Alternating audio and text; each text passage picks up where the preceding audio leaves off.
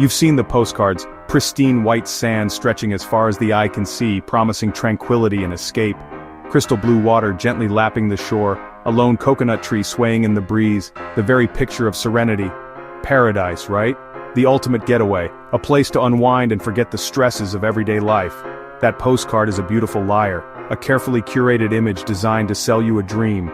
My American brain, conditioned by years of travel brochures and glossy magazines, expected a vacation of massages and endless buffets. I envisioned myself lounging by the pool, sipping cocktails and indulging in spa treatments. Samoa, however, had other plans entirely. A different kind of paradise awaited, one that challenged my expectations and pushed me far outside my comfort zone. Instead of a welcome drink served with a tiny umbrella, I was greeted by a stern grandmother, her eyes holding centuries of wisdom and tradition. Next to her, a towering pile of coconuts freshly harvested and waiting to be dealt with. And then, the piece de resistance, a large gleaming machete placed firmly in my hands. In Samoa, it turns out, chores are the welcome ritual. Forget the lays and the fruity cocktails, get ready to work. Forget infinity pools shimmering under the tropical sun. I was handed a to-do list, written in a language I barely understood, filled with tasks I couldn't even pronounce. The alarm clock? Not a gentle melody or a soothing soundscape, but a rooster with absolutely no respect for sleep, crowing at the crack of dawn. Oceanfront property? Sounds idyllic, right? Well, it also means you're constantly on tsunami watch, a sobering reminder of the power of nature. My Instagram-fueled expectations, built on filtered photos and carefully crafted narratives, crumbled the moment I landed on that tiny airstrip. The fantasy dissolved into the humid reality. Instead of gentle breezes caressing my skin, I was immediately enveloped in a thick blanket of humidity, the kind that makes your clothes stick to you instantly. And instead of peaceful silence, I was serenaded by a symphony of cicadas, a constant, high-pitched buzz that vibrated through the air. Paradise, it turned out, is loud, busy, a vibrant tapestry of daily life unfolding around you. And it expects you to pitch in, to become a part of the community, to contribute to the rhythm of village life. My hammock dreams were quickly replaced by the reality of weaving palm fronds, learning the ancient art of creating baskets and mats. And yes, even feeding the pigs, a task that was far more challenging and smelly than I ever imagined. This wasn't the relaxing escape I had meticulously planned, it was a full-blown cultural boot camp, an immersive experience that challenged everything I thought I knew about travel. Terrifying? Absolutely, at least initially. The culture shock was intense, the learning curve steep, but as I would soon discover, it was also infinitely more rewarding than any spa treatment or buffet could ever be. So welcome to paradise, Samoa style, complete with a machete, a chore list, and a healthy dose of reality. My luxury accommodation? A Samoan Fale, open air, thatched roof, zero walls, privacy? Not a thing. Chickens at your feet, neighbors in plain view, the ensuite bathroom, a walk past pigs and under a mango tree, the shower, cold water courtesy of a tap, lighting, sun by day, moon by night. I kept reaching for light switches and Wi-Fi, neither existed. It was a forced digital detox and a reality check, but after a few days the lack of walls felt freeing. I woke with the sunrise, slept to the sound of waves. The Fale became a frame for the world, not a barrier. I was no longer a visitor, I was part of the landscape. The community looked out for me, chickens included. The most exposed I'd ever felt, and somehow, the most secure. Who needs walls when you have a village? The Fale wasn't a resort, it was a lesson in connection. And yes, the occasional chicken. In America, the concept of family often revolves around a small, immediate circle. It's usually mom, dad, and maybe a couple of kids. We cherish those bonds, but the definition can feel somewhat limited compared to other cultures. In Samoa, the word family takes on a whole new dimension. It means everyone, cousins, neighbors, the people you see every day, sharing life's moments, big and small. It extends to even the guy who married your cousin's sister. The connections are vast and interwoven, creating a strong sense of belonging. I was introduced to 50 people on day one, a whirlwind of faces and names. And I was expected to remember every name. It felt like an impossible task, a true test of my memory and social skills. The, or chief, is the heart of the family, the guiding force and the respected leader. Part CEO, making important decisions for the well-being of the community, part judge, settling disputes and ensuring fairness, part Morgan Freeman narrator, sharing wisdom and stories that have been passed down through generations. Personal property? Not really a thing. The concept of ownership takes a back seat to the needs of the collective. My t-shirt became our t-shirt, What was once mine was now readily available for anyone to use. My snacks, our snacks, everything I brought was instantly shared with everyone around me. At first, my inner capitalist panicked. The ingrained sense of ownership and scarcity started to bubble up. But here, everything is shared, a fundamental principle that governs daily life, because everyone contributes. It's a system where everyone plays a part in supporting the community. Fish, taro, breadfruit, the staples of Samoan cuisine, what's caught or grown is for all. The bounty of the land and sea is shared amongst everyone. It's a system built on trust and reciprocity, a social contract that binds everyone together. Not ownership, the focus is on collective well-being rather than individual accumulation. Kids roam in joyful packs, free to explore and play without constant supervision. Climbing trees and wielding tiny machetes, a level of freedom that might make some Western parents shudder. No helicopter parenting, a refreshing absence of overbearing control, just independence and responsibility. Children are trusted to contribute and learn through experience. The children became my guides and translators, eager to share their world with me. They taught me that family isn't just blood, it's a much broader concept. It's the whole village, a network of interconnected lives. Living in it is like joining a commune, a shared existence where everyone looks out for each other. But with better food and more sunshine, a definite upgrade from your average communal living situation. I learned to let go of mine, to release my grip on personal possessions, and embrace ours. To fully immerse myself in the spirit of communal living. The village raised me, offering guidance, support, and a sense of belonging. As much as I was visiting it, I became an active participant in their way of life, not just an observer. In Samoa, family is everyone. It's a powerful and beautiful way to live.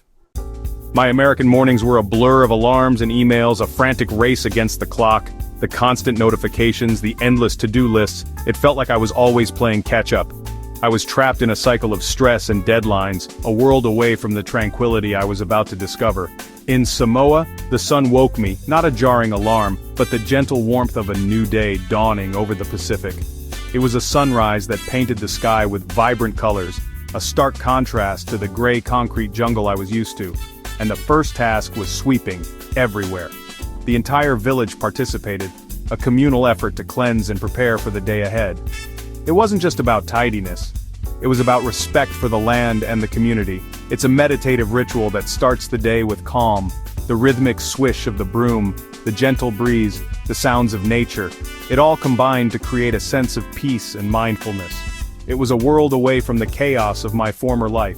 Food prep is an all-day event, a labor of love that involves the entire village.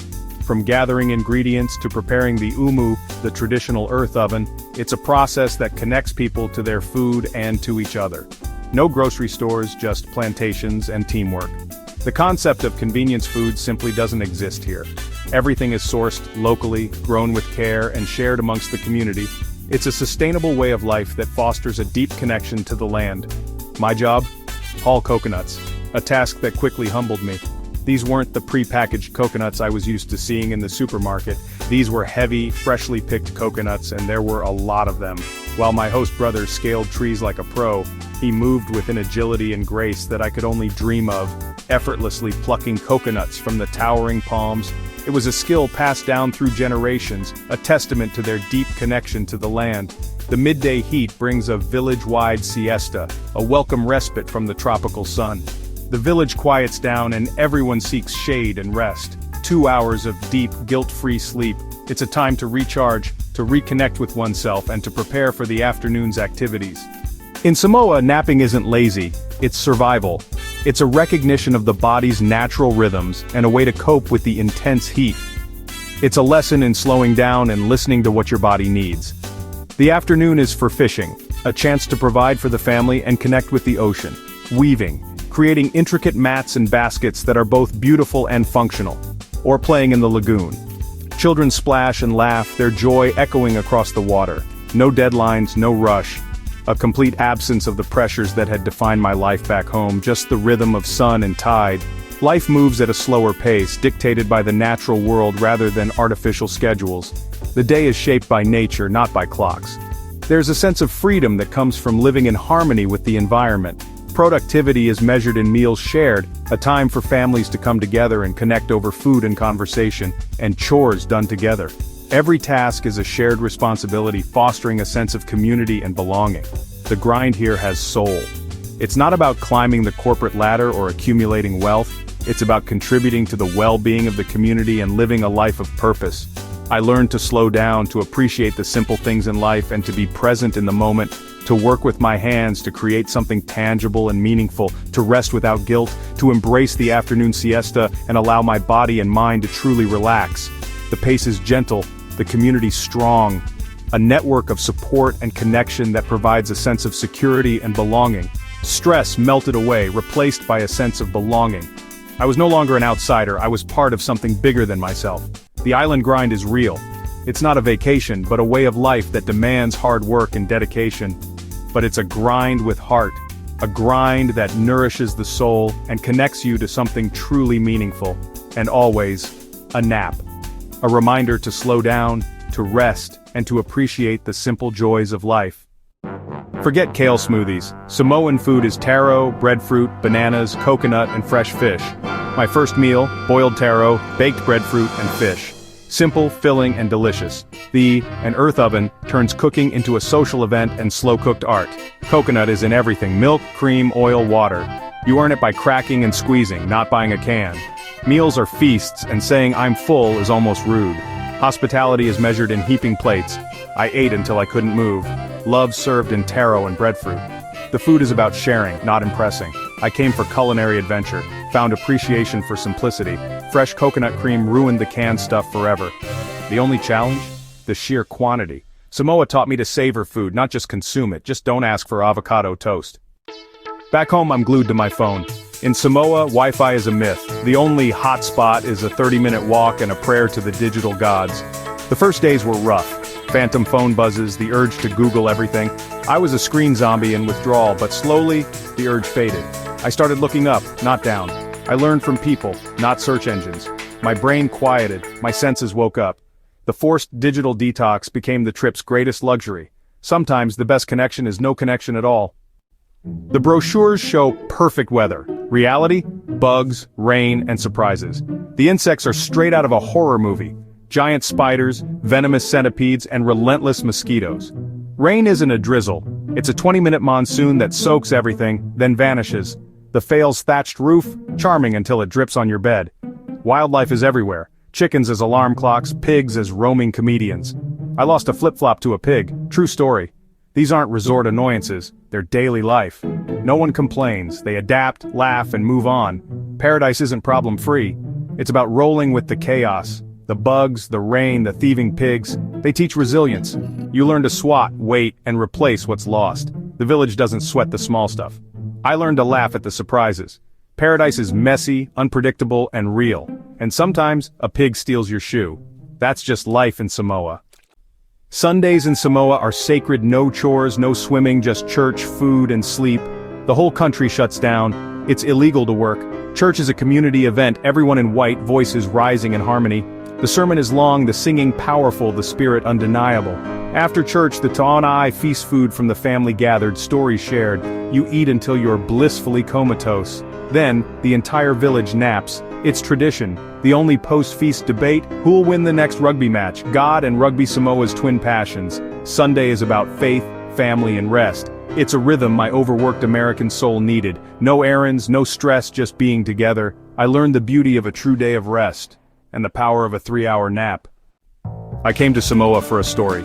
Quirky characters, funny mishaps, a sarcastic take on paradise. I found all that, but also something unexpected: peace. Samoa stripped away my cynicism and taught me the value of doing nothing. Back home, empty time is anxiety. Here, it's wealth. I learned to sit, watch clouds, listen to the wind, and just be. This is Fa Samoa, the Samoan way. Community, respect, and time is a river, not a commodity. There's time for work, family, faith, and plenty for rest. Happiness isn't about having everything, but appreciating what you have. Sometimes the most productive thing is nothing at all. Paradise isn't an escape, it's a state of mind. I brought home the gift of stillness. And maybe, if you're lucky, a pig will steal your shoe. That's the real story of Samoa.